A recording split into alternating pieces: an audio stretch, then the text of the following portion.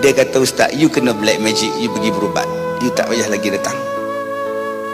Maka saya pun berubat merata-rata, tuan-tuan. Ustaz tak mau tolong, ustaz balik, ustaz semua lari. Lah satu ustaz cakap dekat saya, nama ustaz tu Ismail Kamus, Datuk. Saya pergi jumpa dia 2 kali, dia telefon saya pergi jumpa dia. Dia masa tu pejabat dia di Kampung Baru. Kemudian dia pindah ke Gombak.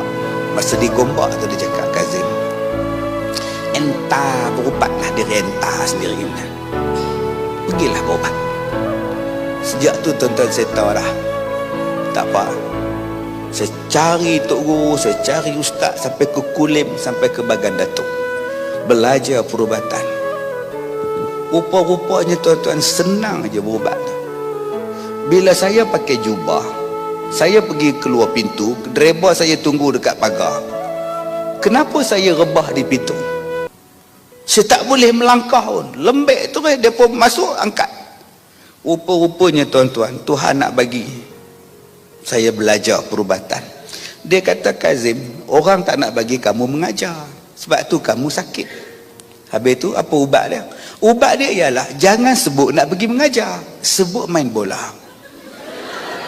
Sebab jin ini tugas dia, kalau Ustaz Kazim pergi mengajar, kau bagi dia sakit.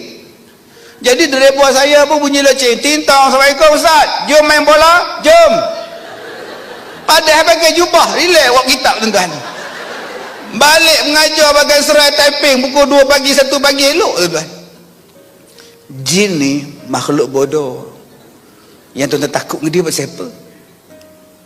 Sebab tu orang tua-tua dulu, dia ambil jagung, dia rebus. Jin yang kacau dia ikut jin tu, bawa jin ikut belakang rumah, dia tanam depan jin hantu raya tu. Selagi jagung ni tak tumbuh, kau jangan balik ke rumah dia, faham? Dia tunggu jagung tu tumbuh. Bila nak tumbuh, kawan dah dia rebus. Malaikat kalau ada orang buat jahat, dia korek yang rebus, dia berbuat betul macam tu. Hidup balik sama Allah tu.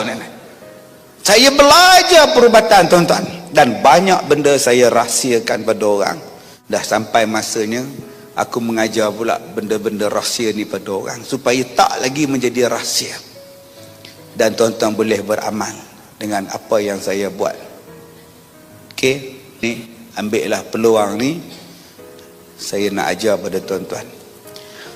Semua saya minta pada tuan-tuan ikhlas dan yakin, insya-Allah apa yang saya buat selama ini dapat kita amalkan bersama. Pertama, surah Toha ayat 55.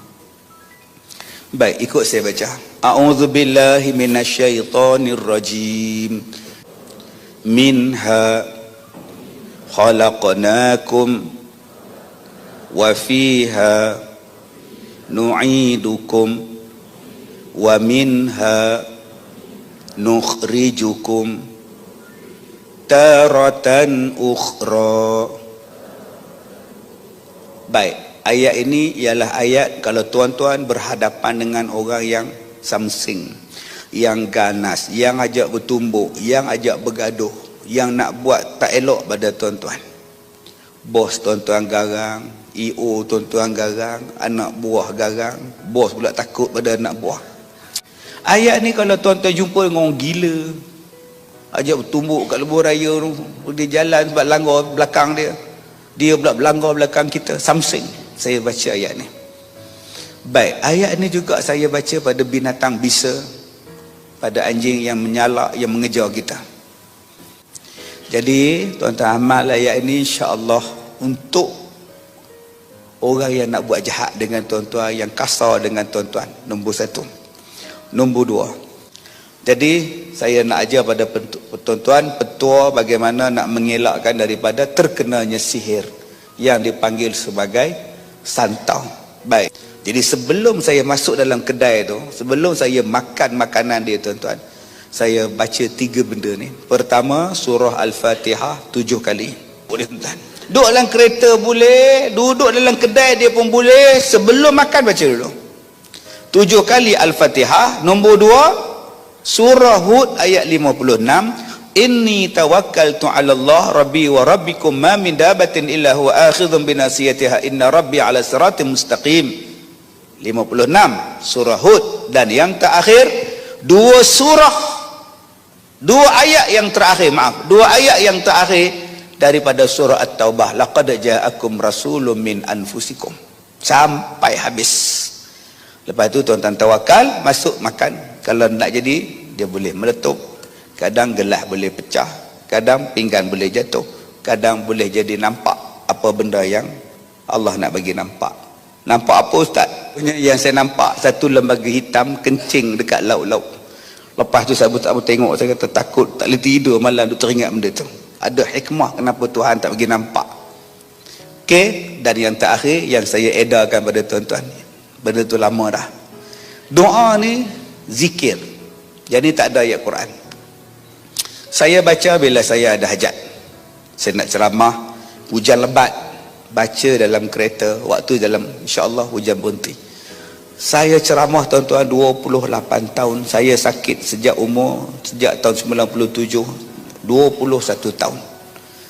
Saya rasa saya sangat jarang ceramah dalam keadaan cuaca tak elok. Orang tanya saya, apa petua? Inilah petua dia.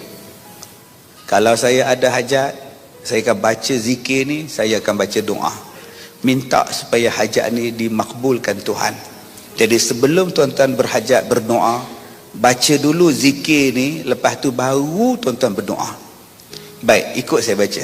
Bismillahirrahmanirrahim. Belakang sekali ya, muka surat belakang sekali. Bismillahirrahmanirrahim. La ilaha illallah Al-Azimul Halim. La ilaha illallah Rabbul Arshil Azim.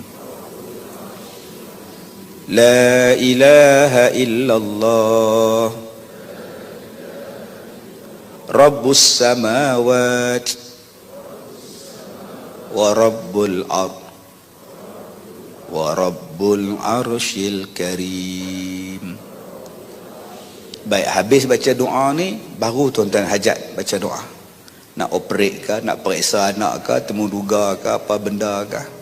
Macam saya kadang-kadang dada ni pedih juga kan, jadi ambil tapak tangan, la ilaha illallah Al-Azimul Halim, la ilaha illallah Rabbul Arshil Azim, baca. Akak-akak yang migrain ni, ambil tapak tangan, la ilaha illallah, baca hak migrain, sakit di mana. Di ni amalan yang saya baca, saya baru bagi pada tuan-tuan 3. Kalau umur saya panjang, saya nak habiskan apa yang saya belajar daripada 2 guru saya ni sebelum saya mati. Ya, supaya saya tak simpan ilmu, walaupun dia tak ada dalam kitab, tapi itu amalan kami, amalan saya. Dan benda tu pula diambil pada ayat Quran dan hadis-hadis Nabi, tak salah untuk jadikan amalan saya dan amalan tuan-tuan. Mudah-mudahan ada barakah.